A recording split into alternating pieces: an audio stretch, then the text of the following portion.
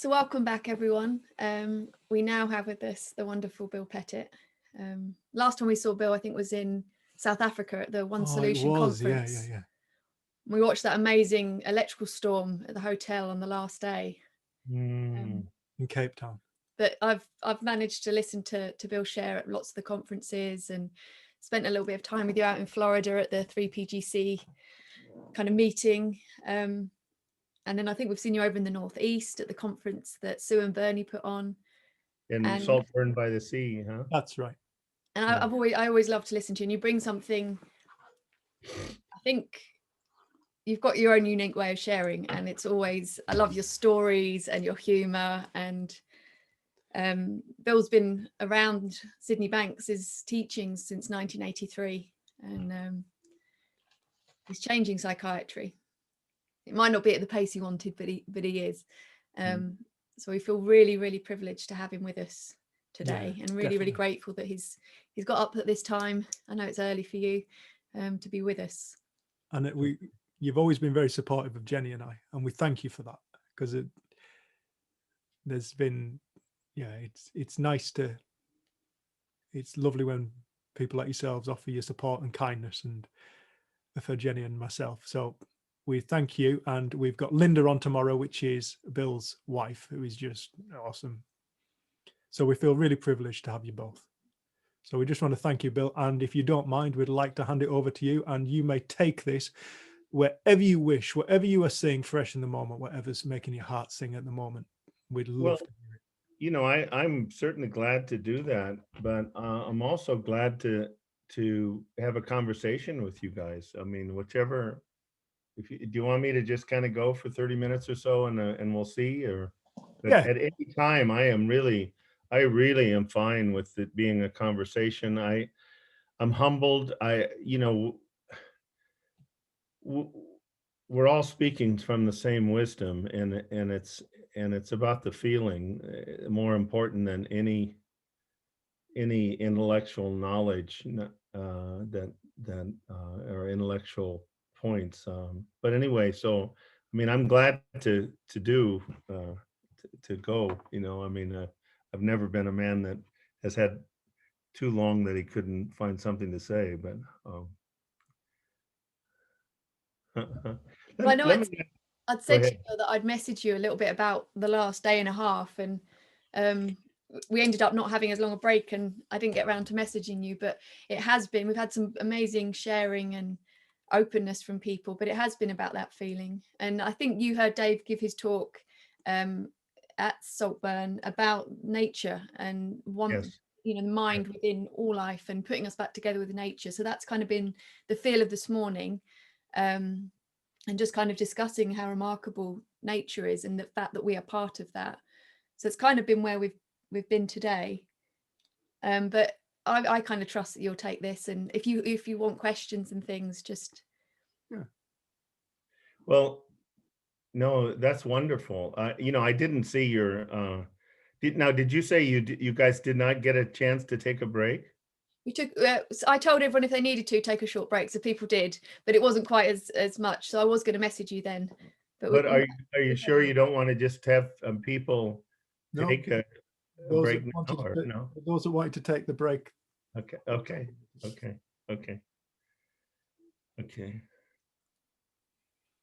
I want to ask a question first. Have you guys? Somebody sent it to me, and it doesn't matter who it was, but it's gone through around, and there's a transcript of one of Mr. Banks's early presentations back in the 70s that many of us have heard on. It used to be on the audio cassettes, and it's called Beyond Psychology, and he speaks about silence. Have you seen that? Have you guys seen that recently? Yeah, heard it. Yeah. Heard it. I mean, have you seen the transcript or no? Recently?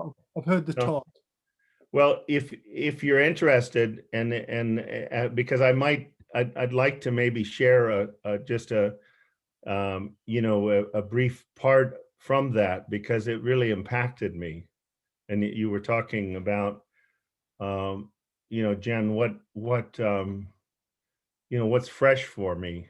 And it's interesting, the two things that are fresh for me have been just what you spoke of, is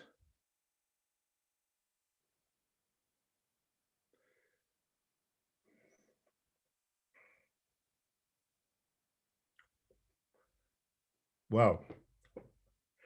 I wasn't ready for this.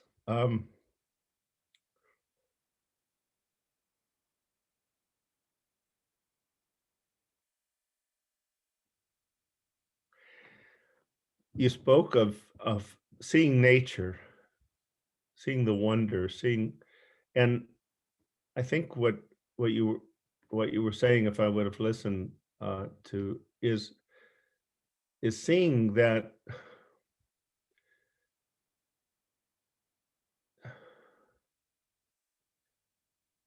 seeing nature as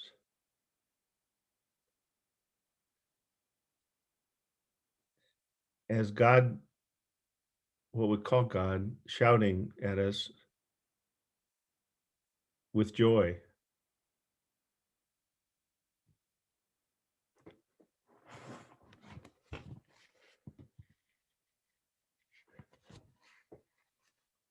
That and going in the direction of silence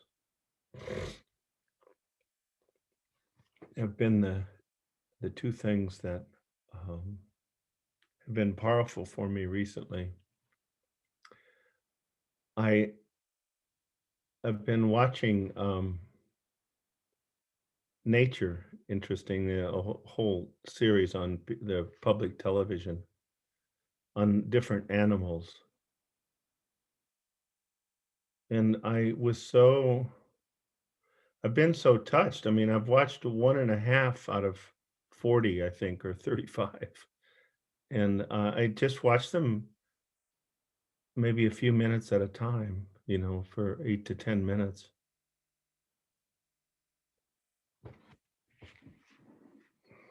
The two that I watched recently were on the hippopotamus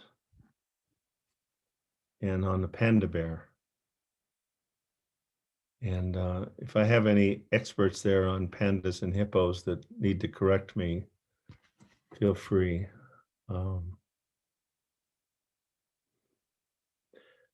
But I always thought hippos could swim.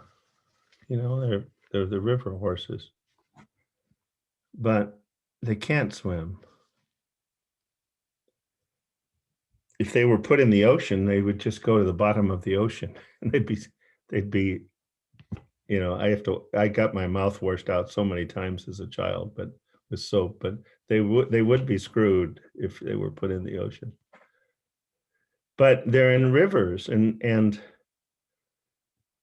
it showed how they actually, with their bulk, actually create these tributaries in the Okavango, and I'm saying it wrong, Okavango River in the Delta in Africa.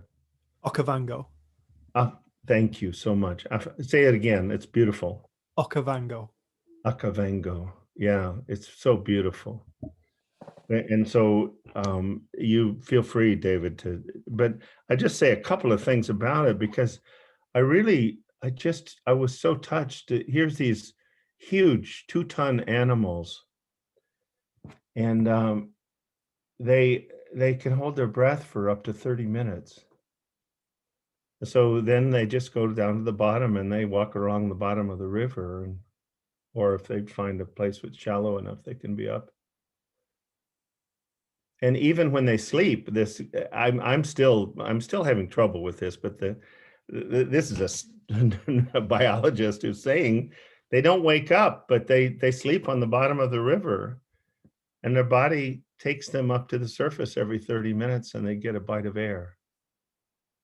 And then they go back, they fall slowly back to the bottom of the river for 30 more minutes, and they never wake up in the process.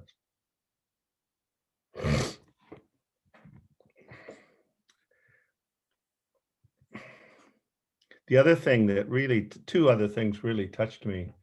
One was it seems like, and I don't know if it's off limits to talk about copulation, but it seems like when you see animals copulating, it's encouraged. usually, pardon me? It's encouraged, Bill.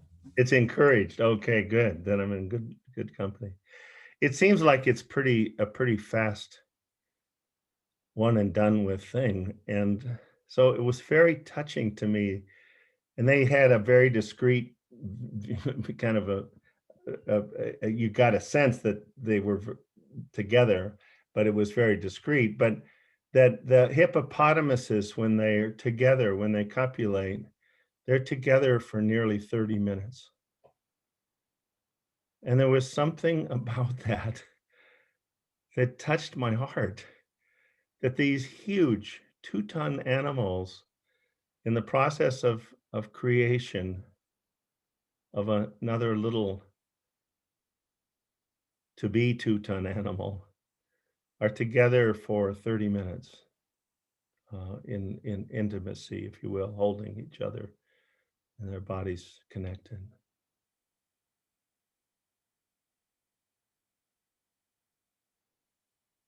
And then, and I forget, I think it might have been 8 months. If you know differently, tell me. But anyway, then this little out of the water, I have a daughter who's giving birth due on May 9th.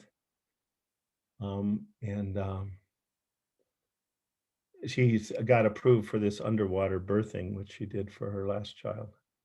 And so it was when I was watching this thing that here in the water, she has this little baby hippopotamus, and this beautiful little, it sounds funny saying a beautiful hippopotamus, but it looked beautiful, like you'd never seen a baby that wasn't beautiful, right? Well, even baby hippopotamuses are beautiful. And it comes to the surface and kind of looks around like, oh my gosh, this is kind of cool. And then it goes underwater and gets a drink of milk from its mother to start the day, to start its life. Anyway, that may be boring to some, but I just wanted to, then the panda bear. And I thought, if we don't think that there's a sense of humor behind life, that we come by our laughter honestly. Sid was one of the most lighthearted, most vast majority of the time. He was a human being like all of us, and he had his moments. But he was impish. He was impish. He was funny. But I think I could see why some human being mothers might not think he was so funny sometimes, because and people may know this, the panda bear, panda bear's got to be, I don't know, 350 pounds. And I know a lot of 140, 150 pound women who have babies that weigh 6, 7, 8 pounds, that the only comparison I can think of as a male is telling me somebody telling me a mango is going to come out of my ear canal, right? I mean, so so here is this panda bear, 350 pounds. And I don't know if anybody wants to even take a guess that doesn't know it, how much a panda bear infant weighs. I'll tell you, my wife, unless somebody knows, it's fine. I'm sure you could find out very quickly, but it's don't know the weight. They're about that big, I think. Yeah, David. Yeah, you're right on. It's 3.5 ounces. Yeah. A panda bear at birth is a little hairless pink. It looks like a large thumb. 3.5 ounces. Now we think how helpless and needy to stay alive a human being, infant is, and it does. It takes, I mean, it's amazing as many make it as they do and we're getting better in some parts of the world where the percentage of them not making it was very high. But think of the care that this huge panda mother has, this 3.5 ounce. There's something majestic about that. I mean, there's something awesome. You know, I think someday as I'm getting near my life, or after I've done some other things, I am gonna, kind of like Copernicus, I'm gonna write some thoughts on religion, but not until they can't burn me at the stake. But and there's good religion, you know, there's good religion, but there's a lot of people and a lot of sad things that have happened because of it too. But I don't know what I was thinking of there. Oh, the fact that I think the word awe has been translated into fear way too many times, because there was something awesome about this panda bear with this little Trina, and then 3 months later, there's this damn little panda bear that looks like a panda bear, and he's playing and rolling and trying to climb up the tree and falling, and the mother's trying to catch him. And anyway, so when you talked about nature, to me, I think nature is just, if we have our eyes open at all, it's hard not to live in awe. My wife Linda has much more eyes towards beauty than I do, and I'm getting eyes appreciating beauty, but I also appreciate beauty in just the mystery, as Einstein said. If we, in that sense, and in that sense only, am I a truly religious man, that I am in awe of the mystery that we get to experience in this great illusion that we call life.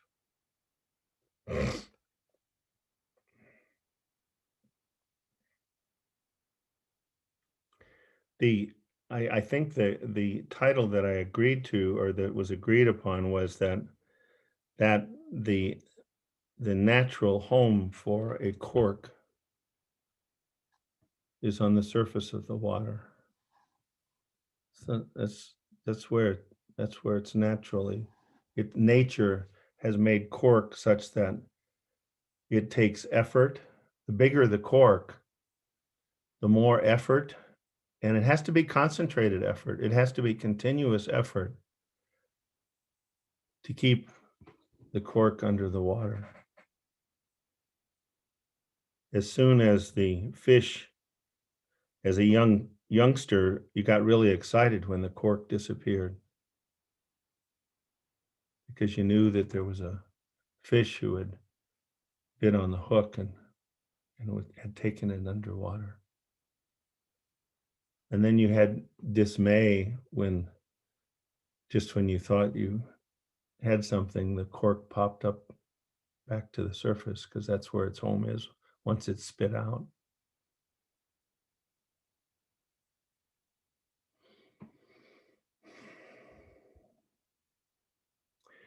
When we bite on a thought that comes by,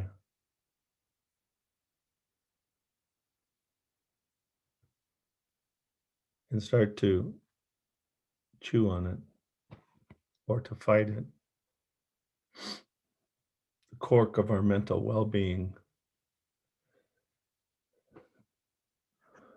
will be pulled under the surface.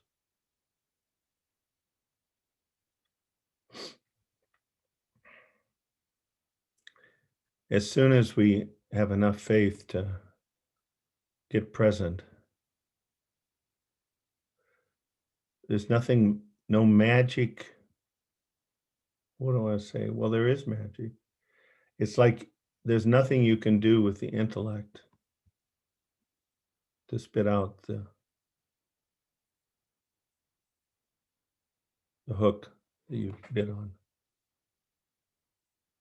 But there is a very natural process, just like I think over 1 million processes that occur in our body while we sleep.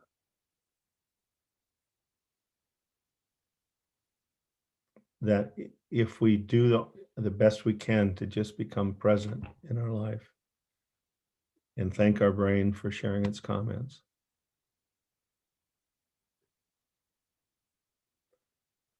the hook will dislodge on its own and the cork of our mental well-being will return to the surface.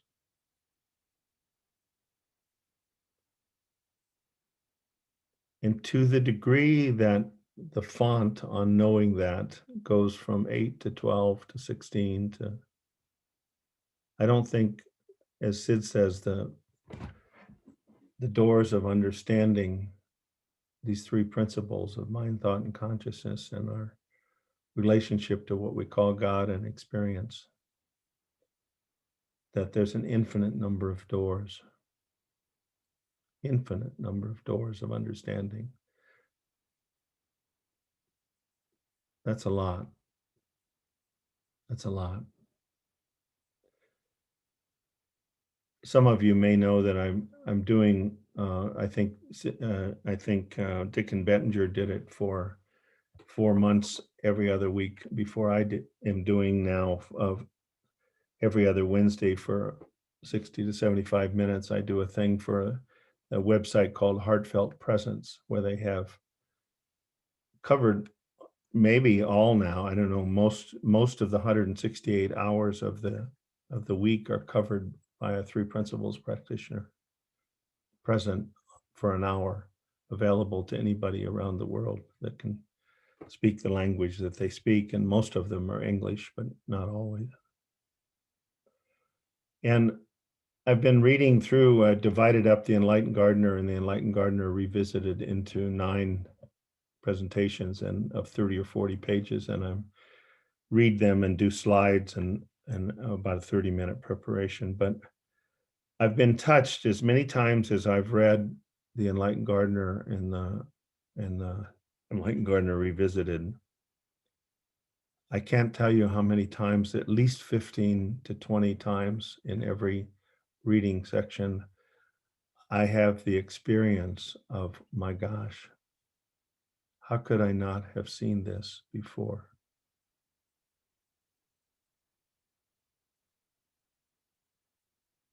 I wasn't on drugs or alcohol when I've read it the time before. How could I not have seen this?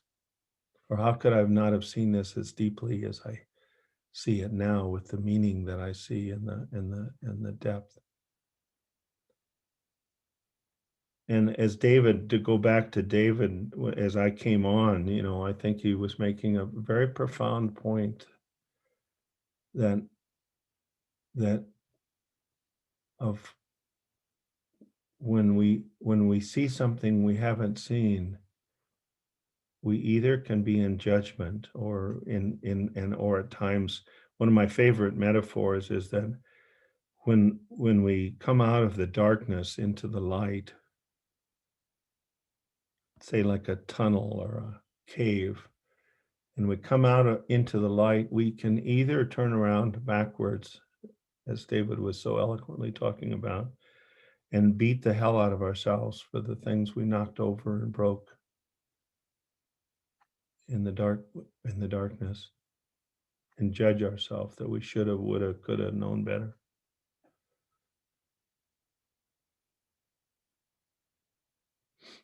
Or we can turn in the other direction towards the light and be filled with another G. There's guilt and there's gratitude. They can't coexist. Can't. If we look, even if it's just a little bit of light, and we get filled with gratitude that we're seeing something we didn't see before, to the degree that we're allow ourselves to be filled with that gratitude. And I say allow because you don't have to say I'm grateful 20 times or do any rituals, or you'll be guided by wisdom. But to the degree that you allow the cork to come back to the surface, to the degree that you allow yourself to be filled with gratitude,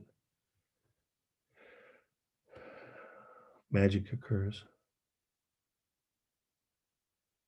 Magic occurs. I moved. I'm not going to fill this time with Sid quotes, but I am moved on this one to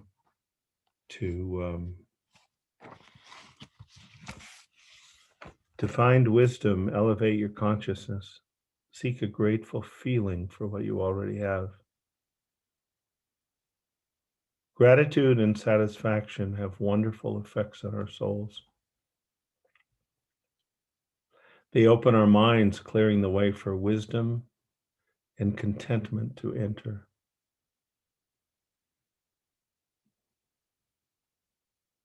I don't know anybody that doesn't want that. Once you become grateful, the prison bars of your mind will fall away. Peace of mind and contentment will be yours. The ego and the intellect are functions of our personal minds, whereas wisdom is a function of the spirit. One is mortal, the other is immortal. So I'm going to probably go maybe another 5 to 7 minutes, we'll see. And then I want to just stop.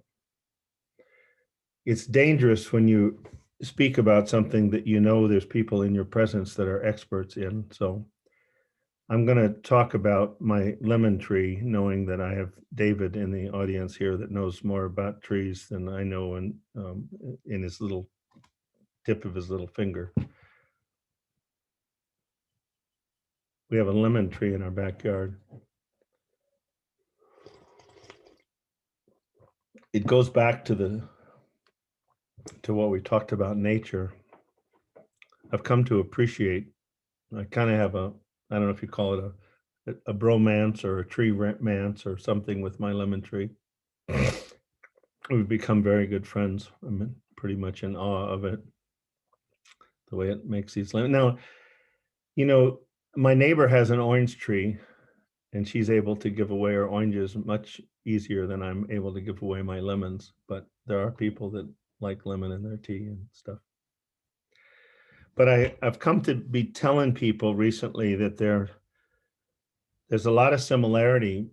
The most important thing in the universe, my lemon tree and I are totally similar. So I'm going to tell you how I see my lemon tree and I are similar in how we're different. David can straighten out the facts when I'm through. I know, it's just kidding. So wouldn't dare, mate. No, I would want it. I would want it. But the lemon tree and I, to me, are manifestations of the same divine energy. And I think it was pointed out before. So we're the divine thought system in a form. We're the formless energy of what we call God taken form. So in that way, the lemon tree and I are very, at our essence, we're the same energy. Now that we have differences, I think we have 3 major differences. The first one is getting less as I get older, but I appear to seem at this point in time, as I approach my 79th birthday year next month, I still have a little bit more mobility than the lemon tree. I haven't seen the lemon tree getting it's 5,000 steps in each day or taking a bike ride a couple of times a week. It seems like, unless it's doing it at night when nobody notices, you know. But I think I would have had neighborhood reports. My wife gets these neighborhood reports that people saw a tree riding a bike at night down Selden Lane. So I think I'm a bit more mobile.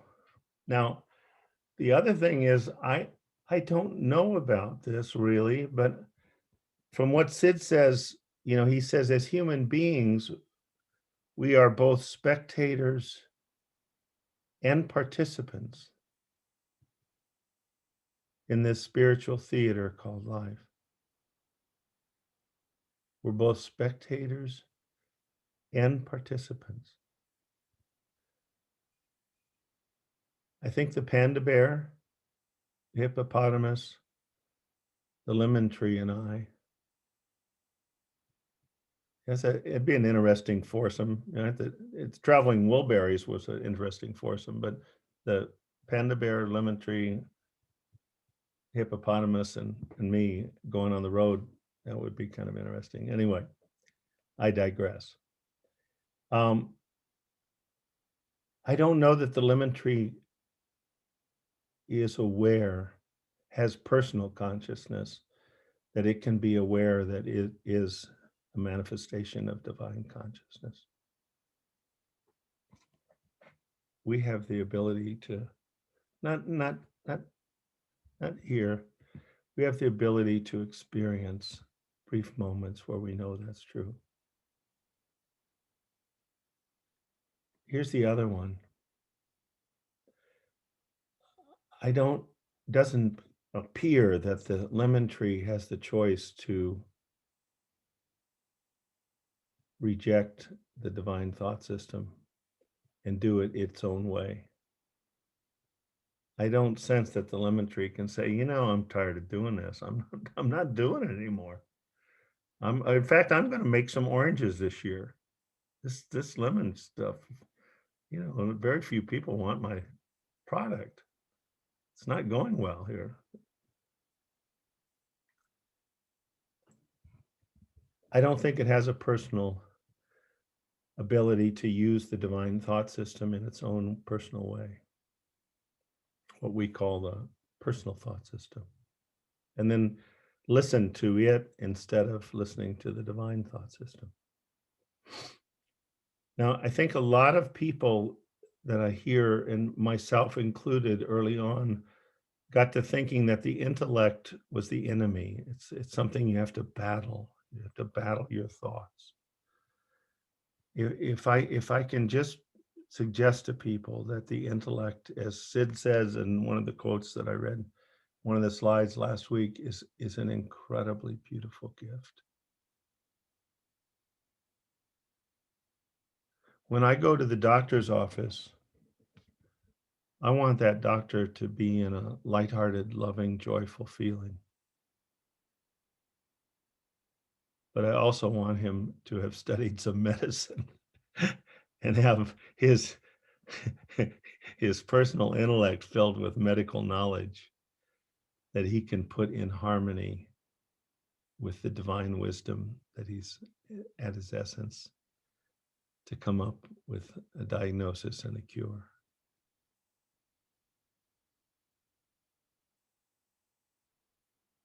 It's not the enemy. It's a computer with incomplete information.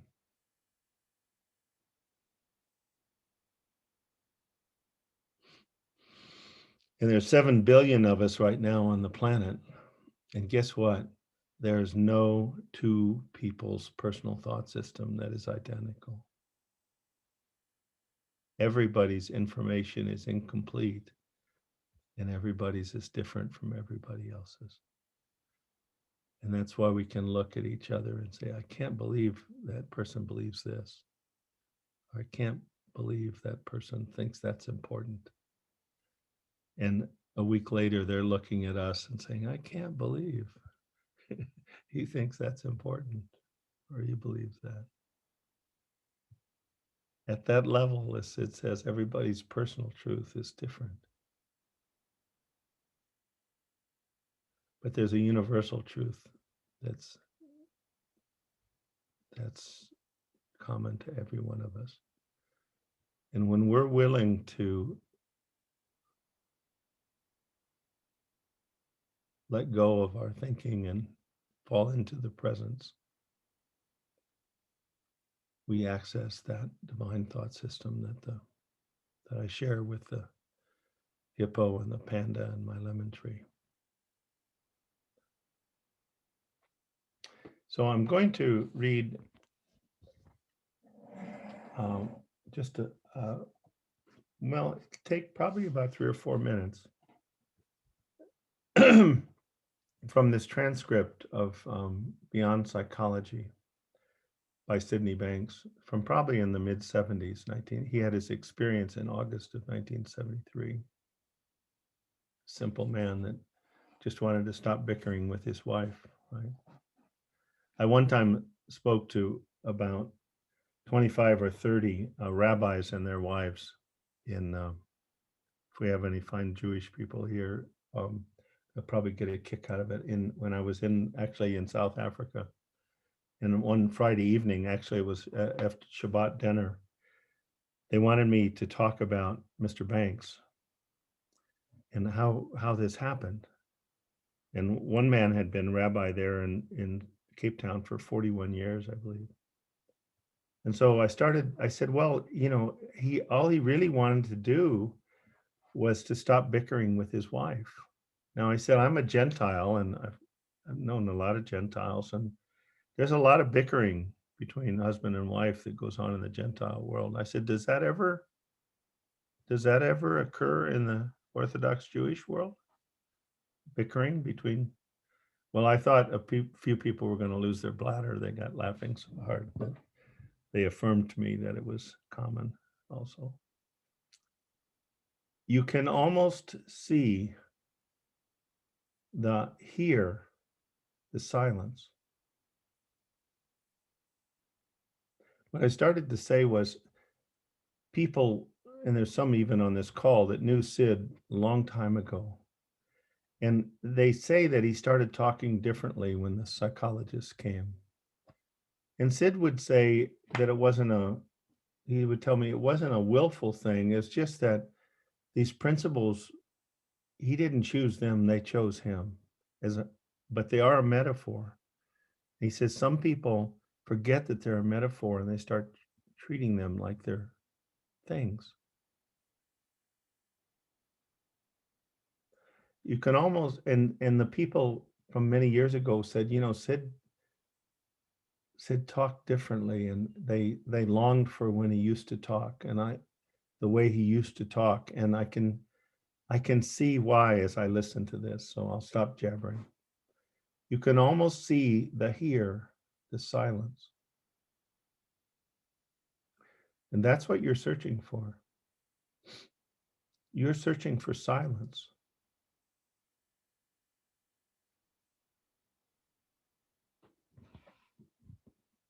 Everybody in the universe searches for silence, whether they know it or not.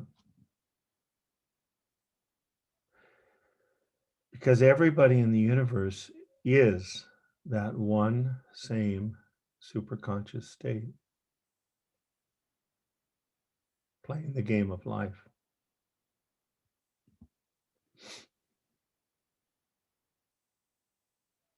And in this game of life, we all search for ourselves. Now, that's just words saying we all search for ourselves. When I say selves, I mean inner selves. The thing that created the life in the first place. Now, consciously, most of us are not aware of this. But if you're searching for happiness, if you're searching for tranquility, if you're searching just to have a nice, peaceful, loving, understanding life, in actual fact, you're searching for your inner self. Because from the inside, this is the only place that the truth can be found. Because inside, this true self is truth. It's a living fact. It's a state of consciousness, which is directly, powerful word, directly linked to the energy of all things, which you could call the isness. That's what we're searching for. The isness of all things. You'll find out it is a state of consciousness which is directly linked to the allness. To be the allness, it has to be nothing. Because to be the allness, there couldn't possibly be a beginning or an end. It wouldn't be the allness. It would be the isness, and the isness is what we can see. The allness is what creates the isness. And just a few more lines, but I love the end of this. So to find this isness, you've got to go into the allness and come out from the inside with the answer to create the isness that you want.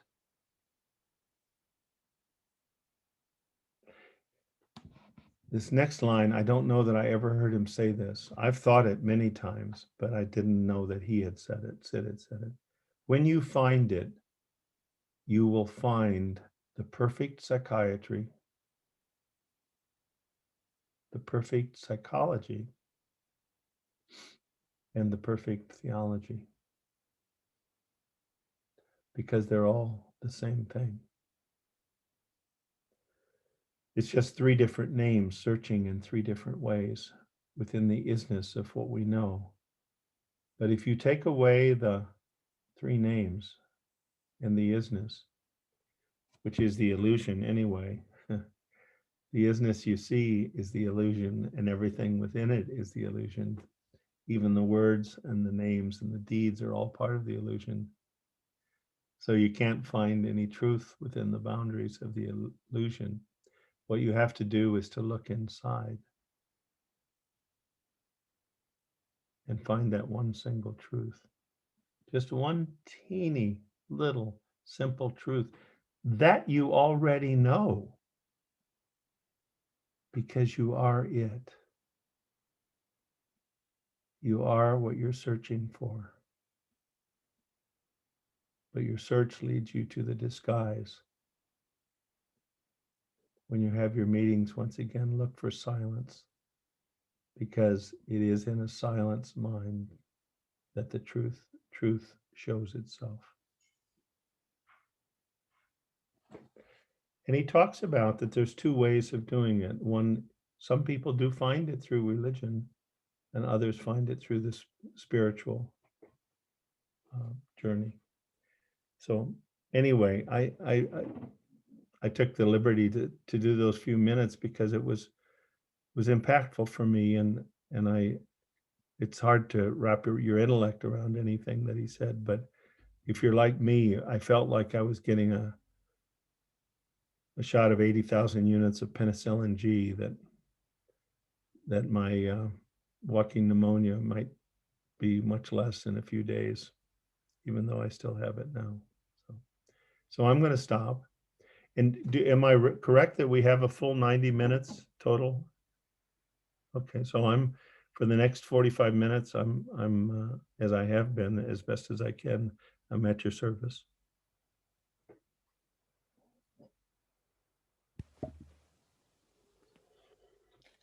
Does anyone have any questions for Bill? Because there's a certain story, Bill, I'd love you to tell, but I wanted to open it up to other people first, if that's okay. Yeah, it's fine, Jen. You know, I've come to do something recently, and it's not a should, it's not a have to, if nothing comes to mind. But what I've loved to have people do is to, before they ask their question, and concisely, because we want to be respectful to other people, to concisely share an insight that they've had from their exploration or looking towards the three principles that's been important to them. It doesn't have to be monumental. It doesn't have to be, because a reason I do that is I see so many people that forget how many doors they've passed through. They just see the ones they haven't passed through. And then I did a live coaching session for the people on 3PGC yesterday, I think, that yesterday or the day before.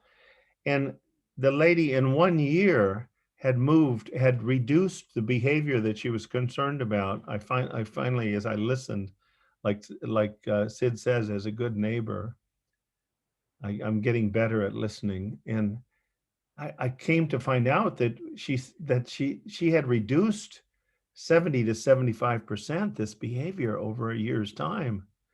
That's incredible. But she was upset that it hadn't disappeared, even though she's on the journey, she's on the way. And like David, I think, again, the wisdom you were speaking to early, David, if we strive for perfection, we're going to have a miserable life. But if we strive is even too strong a word, if our goal is to be present in the present moment with an open heart and a quiet mind, and do the best that we can, knowing that the only thing that exists is the present moment now. That's the only thing that exists. 5 minutes ago does not exist.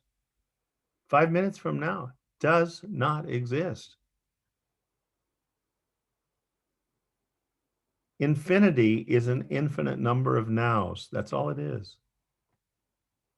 Anyway, so what I'd love it, Jen, is if it's easy for people to share a little insight that's been important to them, because little insights that we think are little to us now often trigger, oh my God, in people that listen. We've taken them for granted. So if that's okay. Yeah, okay. Go ahead. I think that's beautiful. And I think that's a beautiful point as well. Bill, if I may, I'll start by introducing myself. I'm John Bennett. Sharon has told me so much about you, and it's a pleasure to finally get a chance to meet you, even if virtually. Hi, John. It's my pleasure too. Yeah. I look forward to meeting Linda tomorrow. I am very new to the principles, but I have studied and practiced Buddhism and Eastern philosophy for the last 10 plus years. It's been an incredibly transformative year, I think, for all of us, but certainly for me personally. And one particular insight in the past year was watching the documentary 13th. I think it's on Netflix, and which basically the point is that despite supposedly the abolition of slavery in the United States, due to mass incarceration of African Americans in our culture and society, it effectively exists as it always had. And as I watched that documentary, I was flooded with emotion, and it was very clear to me that this was these abuses of African Americans in our society was not happening to someone else. It was happening to me. It was, and it really hit home that we truly all are one. And in the same kinship that I felt with others, that looked different than me, I also had the recognition that those who were oppressing, the oppressors were also me. Right. And just, kind of holding that. So anyway, it's created quite a shift. Some of first off, that foursome of you, the hippo, the panda, and the lemon tree, I'd pay money to go see that. In fact, I'll offer myself as a roadie, perhaps. But it really is struck a chord with me. Yesterday, I was commenting that as humans, we kind of hold ourselves up as being superior to other animals in nature because we have this prefrontal cortex, which does wonderful things, but it also creates clouds, which is then that's our Achilles heel, the clouds that we have to try to clear away so that we can see the light. And I'm born and raised in the Northeast here in the United States. My own ancestry goes back to the Mayflower. heavy Puritan DNA in my blood. I often kind of laugh that I suffer through the winters here in Massachusetts because it makes the summer that much sweeter. And it's kind of, it's that idea of you can't really appreciate and see the light unless you also have the darkness. But now, there's a question coming, right? There is, and so then you brought up the differences in between you and your lemon tree, and the one that really hit home there is that idea that you have the ability to reflect, you have some self-awareness, and the lemon tree. Then, so I'm curious: is the lemon tree just living in light? And what is that like then to be just having the light? And then really the question comes down, and this is not boxes or briefs, but would you rather be Bill or the lemon tree? Well, not having experienced being a lemon tree, I don't really know. And Lemon Tree and I have had some conversations about this, but he promised me to put me to confidentiality about it, not to share it. So I'm just, I am really just, I have a little stone here that actually was written by Frank Lloyd Wright, but it's just become true for me. The longer I live, the more beautiful life becomes. And Sid says that every time you have an insight, it will appear to you in the illusion that the world has changed. And is it? I know your last name. Is it John? I forget. Yes, John. Yeah, John. And I won't tell the long version of the story, but when my father was just learning this, and he had been somebody who had been very reactive when driving to other people's behavior. He had a name for them. They're called SOBs, right? Which I won't fill in, but and one day after he and my mother coming to about 3 of my evening of a 6 evening lecture on this is 1988, more joy and less stress, more joy. He had come back from driving down to see my brother in Sarasota, Florida, and we lived in Bradenton, and it was a trip in the winter through a lot of people. A 20-minute trip went to 50 minutes. And again, I'm making it too long, but something happened as he had an insight. And I don't know that he was conscious, but the SOBs disappeared from the road that day. They were gone. My mother told me, they're gone, Bill. There was no SOBs. I said, Mom, there's 25 or 30 on the way down and way back. People going too slow, tailgating, not signaling, And I said, what do you mean? He said, my mom, it was cute. Her eyes twinkled when she was being mischievous. She said, you go ask your dad. They're gone. They disappeared. So I asked my dad, and I go through a long thing, but weren't there people that did this? Yeah, he said, yeah. I said, how many? 25, 30 on the way down. I said, well, I thought they were the SOBs. And he got real quiet, John. And he said, they used to be. What I saw today were human beings like myself that were caught up in their thinking. And they weren't present to their driving. And I said a little prayer for them that they got home safe without hurting themselves or anybody else. That's what happens effortlessly as we have insights. It appears that the world changes and becomes more beautiful. But anyways, that's the best I can do. Thank you. Yeah. And the Buddha may have been right, maybe we need to keep coming back, and Sid talked about that early on, and then he knew that some people got offended because of their religious beliefs. So I think he stopped, but that maybe we keep coming back until we see enough that we can stand being in the presence of what we call God.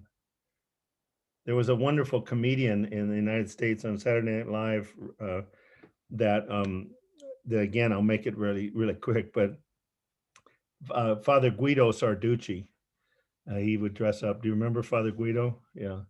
Well, and he said that, you know, that this happened, that we keep coming back because we get $8 a day for the days we're on Earth, but then St. Peter's got a calculator there, and if we have sins that aren't paid for, you know, then we have to go back down. And he said not very many people know it, but most of the nuns down there are mafiosi, that if they're back for their 7th or 8th try. Well, that explained a lot from my Catholic education. I had some really nice young nuns, but I think I had some mafiosi too. But anyway, that's just, who knows? Who knows? Anybody else?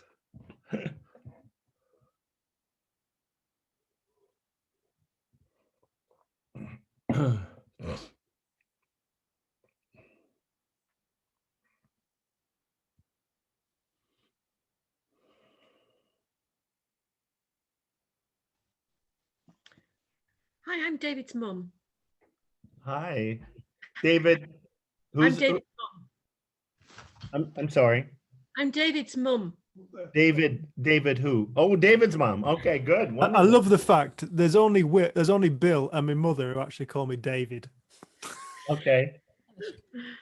What I would like to comment is how much this has affected our family. Mm. David, understanding these principles has had a huge effect on all our family and the way we see life and how we think now and how we feel. Mm-hmm. How we don't take anything for granted anymore, and all the beauty of the earth and everything within it. And the only thing I can say is that learning from your son is one of the best things I've ever done. Excuse me. But David and Jen have brought so much good to us and so much good to lots of other people, as have you, Bill. And I'd just like to thank you so much for all that. Oh, thank you. Thank you. Thank you very much. Thank you.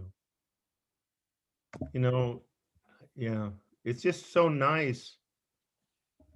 It's so nice. Is it Margie? Is that right?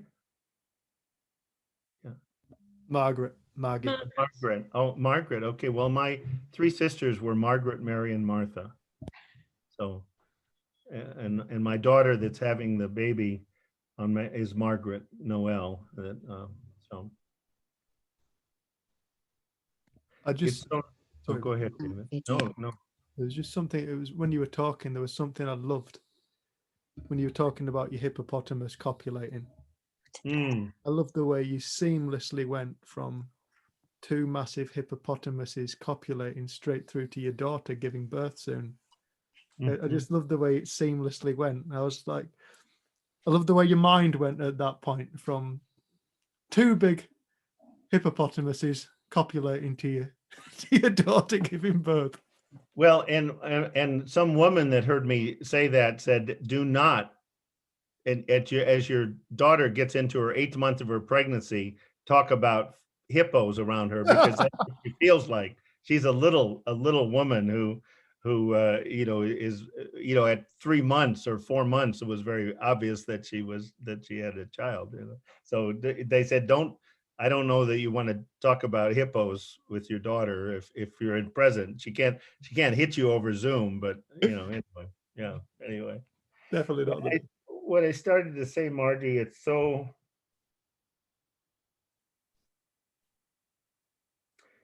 wonderful to have something to share that's worthwhile. It is so, because if I had not met Mr. Banks, and fate was that I did, I'm sure I would have been dead from stress-related illnesses 25 years ago. I don't know that I would have taken my life, though I have depression and suicide on both sides. But with lack of understanding, I certainly was in a chronic state of stress, and it affected me physically. But it does, because it's the same energy in a different disguise.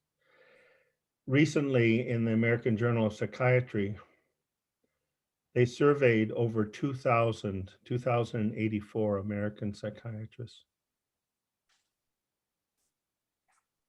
78%.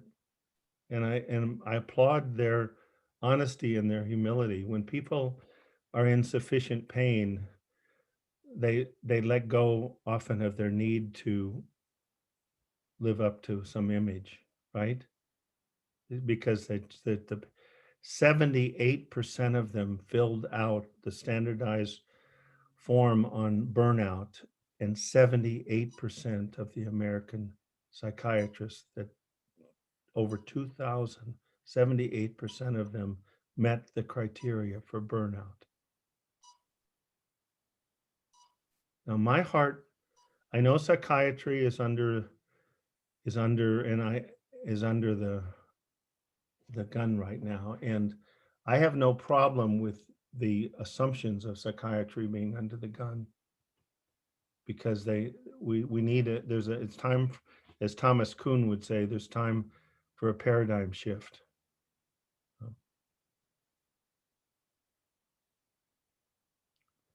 But there's a lot of good people who have gone into that profession wanting to help people, like myself. That when I met Sid Banks on April Fool's Day in 1983, 38 years ago, just recently, I had been in and out of depression for 21 years and had seen 6 different psychiatrists who were good, caring, loving people, and they helped me through some difficult times, but they did not know what Sid Banks knew.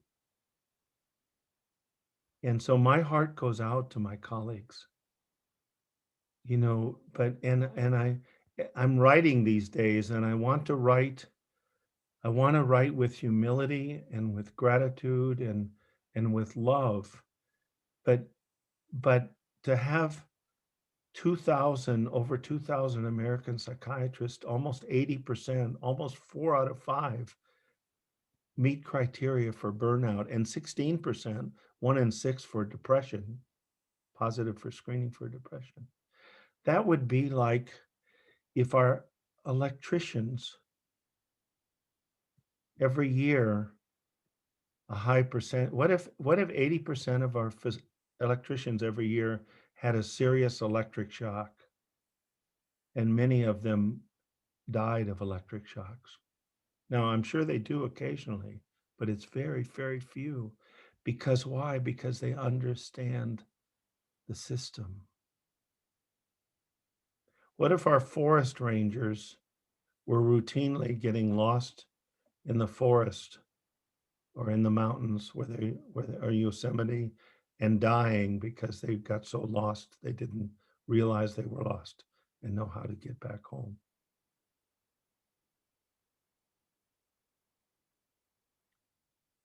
We could take one. What if 80% of the time plumbers went to deal a leak, they left more water on the floor, an average of 3.8 inches more water on the floor than when they arrived?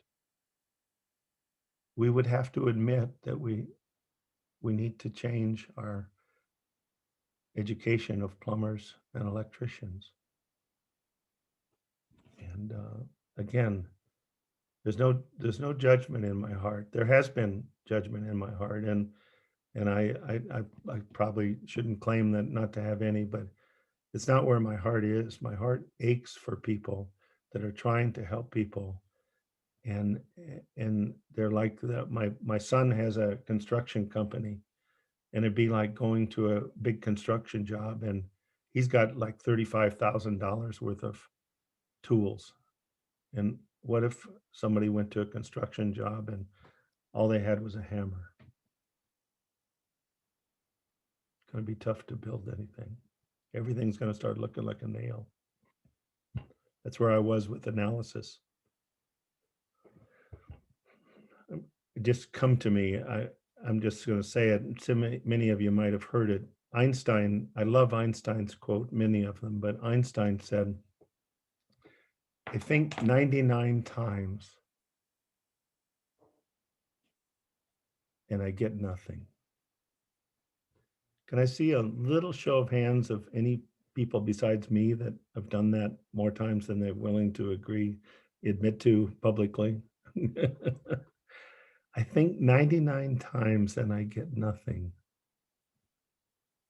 Einstein knew about the divine thought system. He might have called it whatever, but I think 99 times and I get nothing.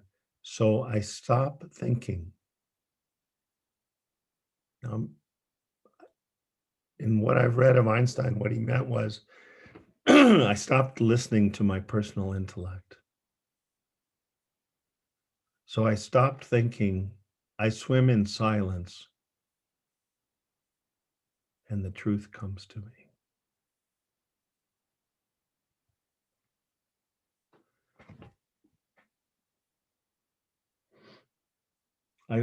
I know there's three beautiful, I heart and my guide inside and the spark inside. And Sid used to say, you know, it's the children are the people we've got to reach. Because as you said, how Margaret, how your family has been changed. I tell people, if I would have taken these first 4 lessons of my guide inside as a first grader, not only would my life have been much different the first 41 years, but it would have been a blessing to the people around me also, because of my behaviors and reactions inadvertently at their level of understanding. But, you know, the first 4 lessons, all I'll say, and I've gotten into much more. I was raised, you know, I was a clinician. So I got into rating people, how much they still were in the past with guilt and resentment and unresolved grief, and how much they were in the future with worry and overanalysis, and how much they were in the present with drivenness and fear. And I've measured that for 25 years. And in the last few weeks, a couple of weeks, really, 10 days, I've started to realize, wait a minute, I heard what Sid said. Don't look at what they don't know. Look at what they know and feed that. So I'm into now, if people could see that, number one, I have a guide inside. I am guided like the lemon tree 24/7 by a powerful spiritual wisdom. It's not like a library that's available to me. It is what I am made of. It is what I am. I have a guide inside. Number 2, to the degree that I start to truly realize, and it's not a cognitive thing, that all my feelings come from my thinking. All of them. Number 3, that happiness is inside of me. It's not external to me. And number 4, that I can choose between being fast and furious and calm and curious. Einstein knew that. That's the 4th lesson for first graders. And after 38 years, on my good days, I'm a B minus to a B. And on my bad days, I'm a D plus. But the direction I'm going is positive. So let me stop. I don't know if that resonates. Does that resonate for anybody? What I said? See a few people. Yeah.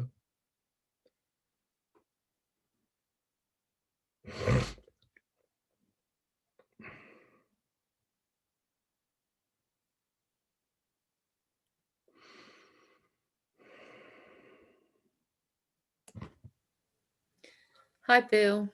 Hi. I just wanted to say, when I knew you were coming on today, one of my favourite things is your story of the plane, when you fly the plane up and it stalls and you have to let go. Mm. And my daughter works in care in the UK, and there's a lot of faults in the care system here. They're certainly not, haven't discovered the principles yet. And she's 26 and she gets very caught up in everything on behalf of other people. So she's very caring and she gets angry with the faults in the system. And I sent that video to her today after knowing, you just jogged my memory, that story. And she's just messaged me and said, wow.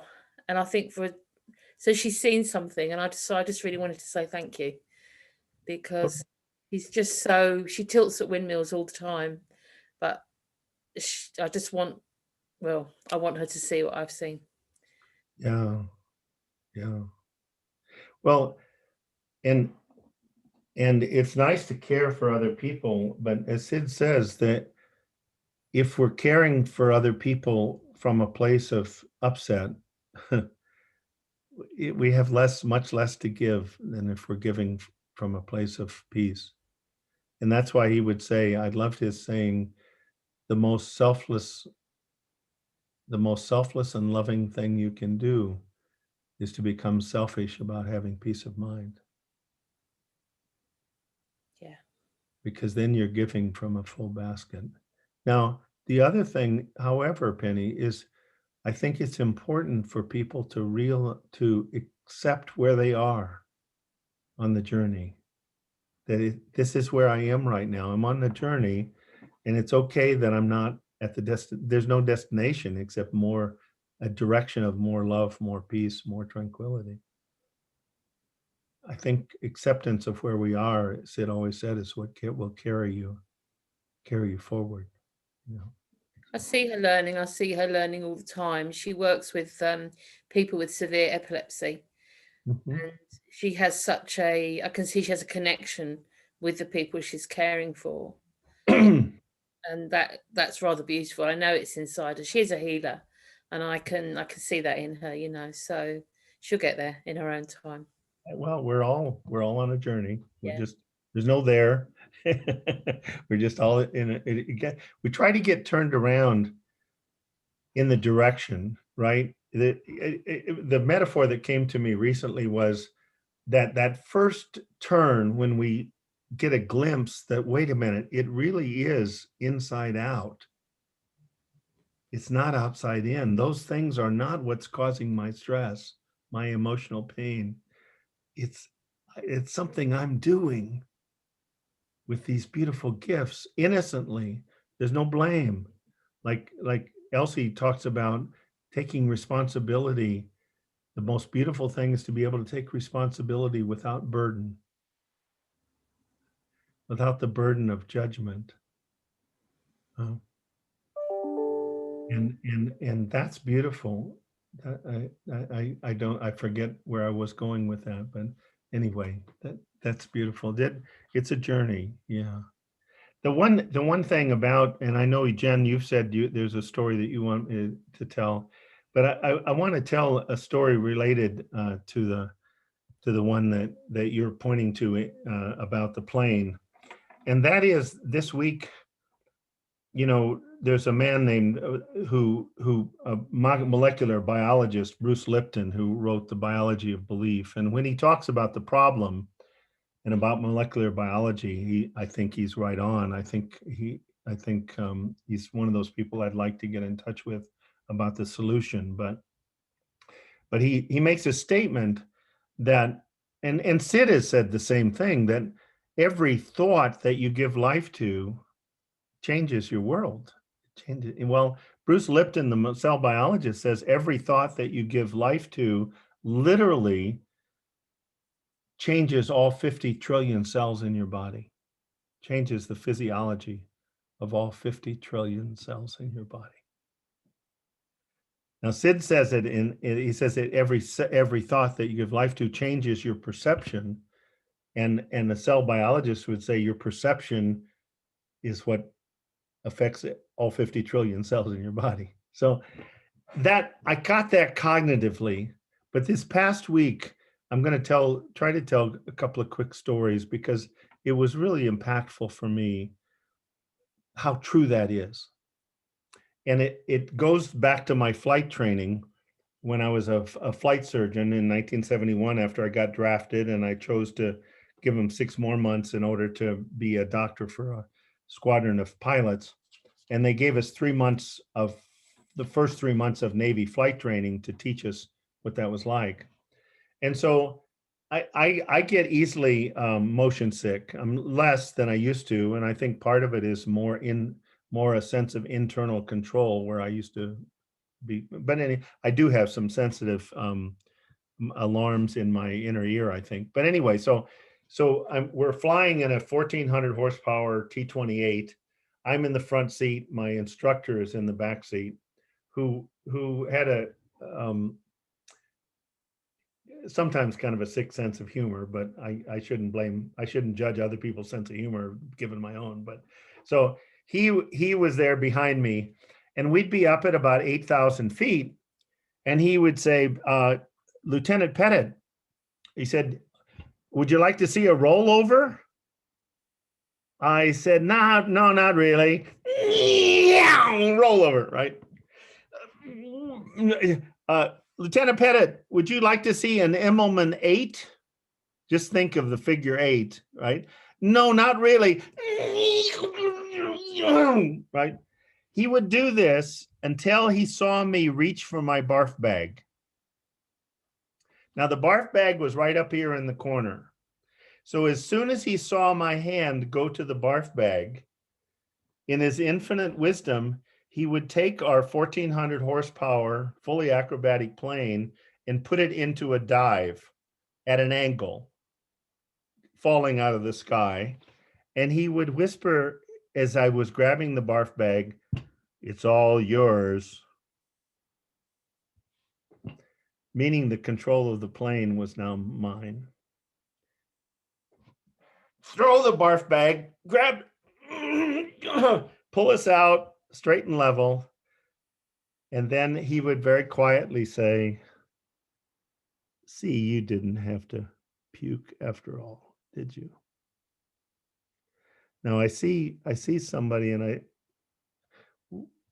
having emotions right now, and I want to be respectful, and I don't want to be, if there's something you need to say, I want you to feel free to, with no need to.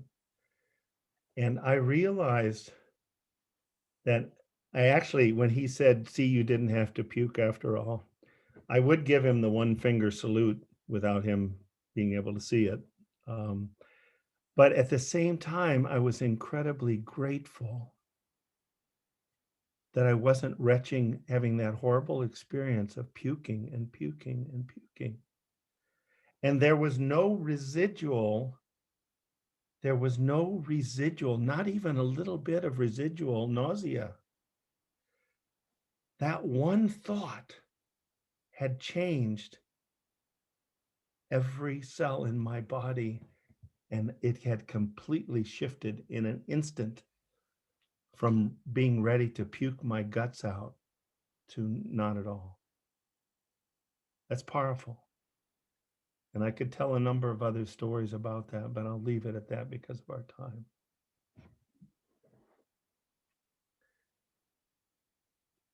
So I'll just say to the person that had that response, if no, my heart's with you, and no need or pressure to share anything. And if at any time before we stop you want to, please feel free. Jen, did you want to you said there's a story that you wanted to hear? Yeah, sorry, we're up and down just because Rusty knows by about 5 o'clock, he knows it's nearly tea time. So he's just constantly on us to try and get us to feed him. So if we're in and out, we're trying to stop Rusty distracting. Well, it was a story I've heard you tell a few times, but it was Judy Sedgman interviewed you talking about somebody who had been in psychiatric care for a really long time. And I think you were on the show with Judy with this lady's mother because she'd passed away.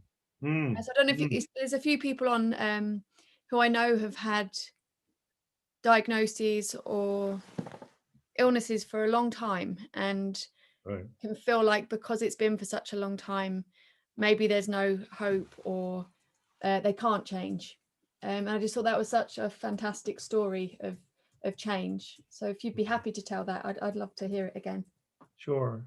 And that interview is actually on my website. It's on Judy's, I'm sure, too. It's on our website. It's on YouTube also, but it's on our website.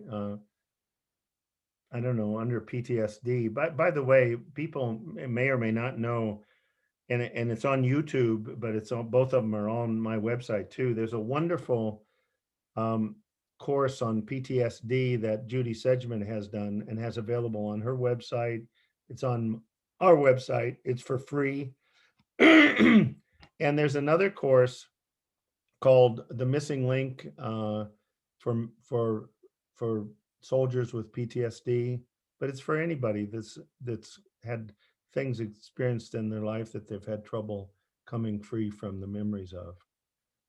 And that PTSD for veterans is on my website. It's on YouTube, and it has a soldier from the United States, from the UK, and from Israel, and Judy Sedgman and we go through the missing link. We read the missing link one page at a time, and the 5 of us give comments. It's for free. It's for free. So,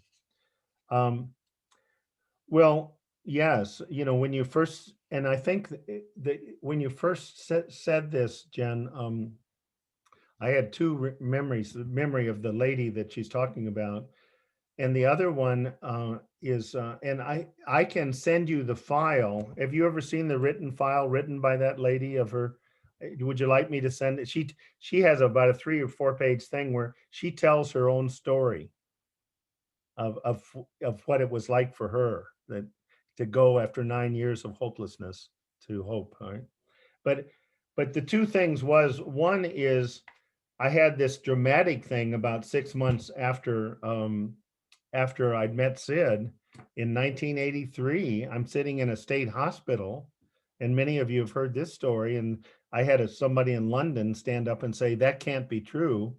And I said, I'm just too old to be lying. I might have made the fish bigger than it was when I was younger, but I go to sleep every night with everything I've said and done during the day. And I make sure that have a nice sleep every night. So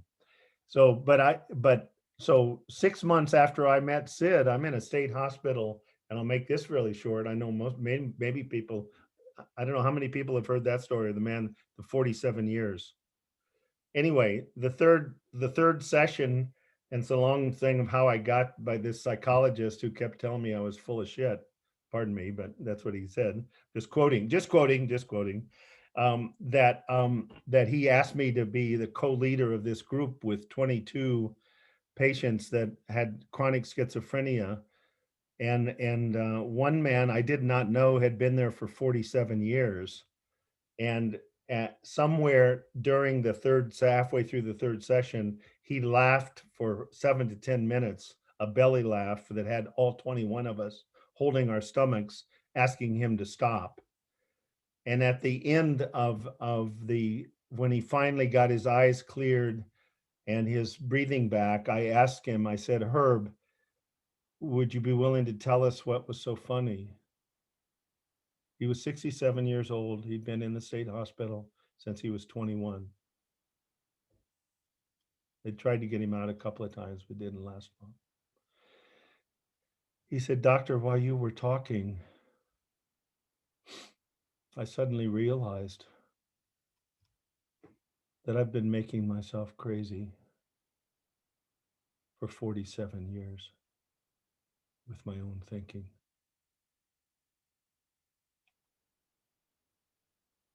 And I don't have to do it anymore."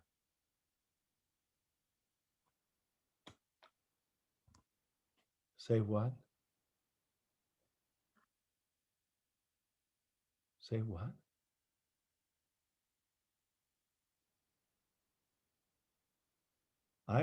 My first thoughts from my personal little computer were, what? I didn't sign up for this. I signed up for people coming out of their depression and their anxiety disorder and their PTSD and their addiction, but 47 years in a state hospital, I didn't sign up for this. And I thanked my brain for sharing its comment, and I got present again. And he proceeded to say what his story, which is very powerful.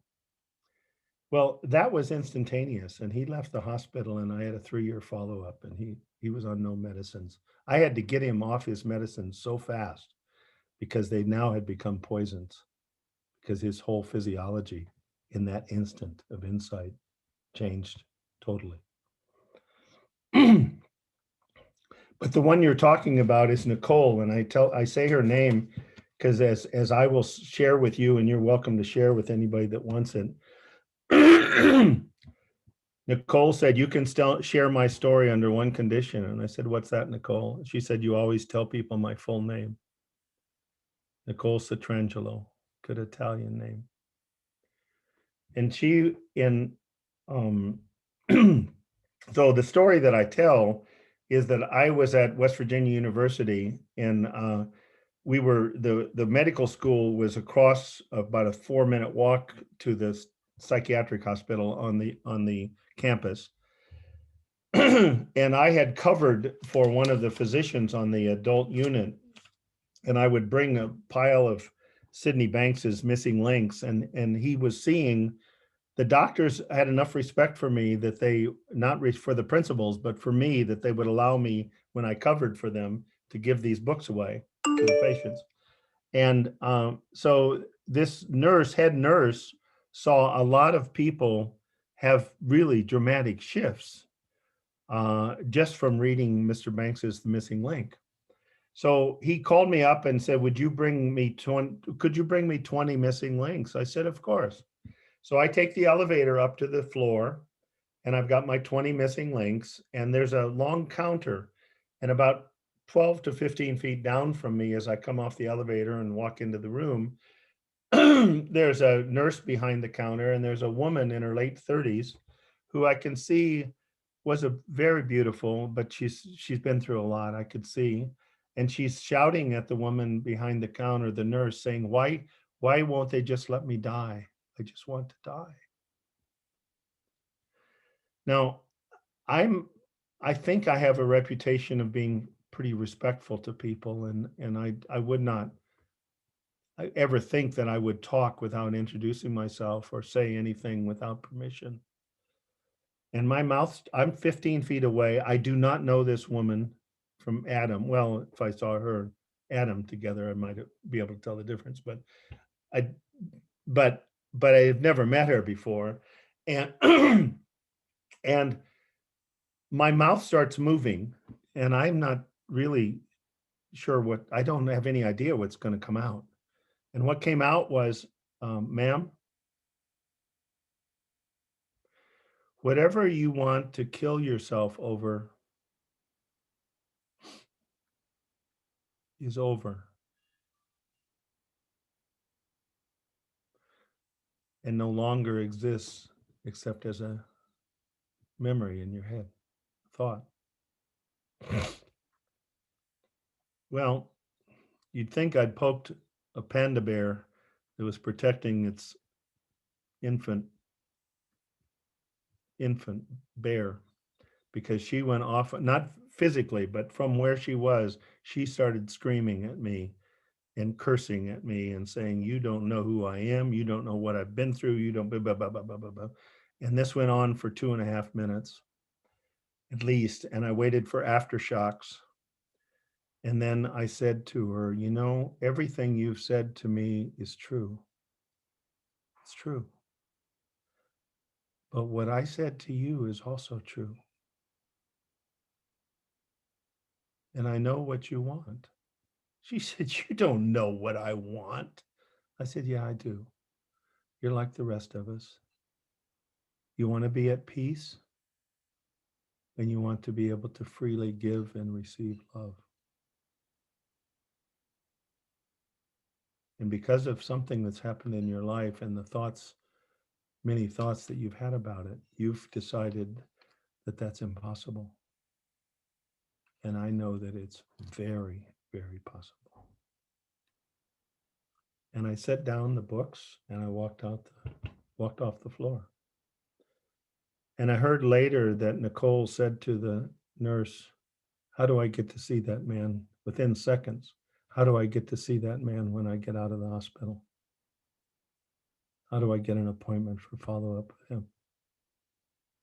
And after 9 years and 23 hospitalization and multiple times in coma from drug overdoses, 23 hospitalizations in 9 years after she was raped and beaten and held at gunpoint by a state patrolman in her state. I guess it was on CNN and everything. Her mother came to visit that afternoon and she said, Mom, with some tears trickling down her cheeks, Mom, I think I met someone today that can help me.